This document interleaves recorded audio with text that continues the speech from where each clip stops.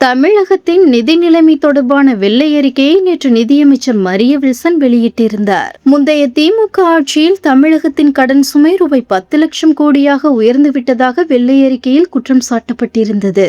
இதற்கு திமுகவின் முன்னாள் நிதியமைச்சர் தங்கம் தென்னரசு இன்றைய செய்தியாளர் சந்திப்பில் பதிலடி கொடுத்துள்ளார். தவிக ஆட்சியில் முடிவில் தமிழ்நாட்டின் கடன் ரூபாய் 20 லட்சம் கோடியாக உயரும் என்றும், திமுக ஆட்சியில் வாங்கிய கடனை விடவும் தவிக ஆட்சியில் குறைவாக கடன் பெற்ற திட்டங்களை நிறைவேற்றினால் நான் பொறுப்பில் இருந்து விலகிக் கொள்கிறேன் என்று தங்கம் தென்னரசு சவால் விடுத்துள்ளார். தவிக அரசு வாக்குறுதிகளை நிறைவேற்ற ரூபாய் 6 லட்சம் கோடி தேவை என்றும், 5 ஆண்டுகளை மட்டும் எடுத்துக்கொண்டு தவிக அரசு வெள்ளை அறிக்கை வெளியிட்டது ஏன் என்றும், 15 ஆண்டுகளை எடுத்துக்கொண்டு 2021 வெள்ளை அறிக்கை வெளியிடப்பட்டதாகவும், முந்தைய ஆட்சிகள் பற்றி தற்போதைய வெள்ளை அறிக்கையில் இல்லாதது யாரை காப்பாற்றுவதற்காக எனவும் முன்னாள் அமைச்சர் தங்கம் தென்னரசு கேள்வி எழுப்பியுள்ளார்.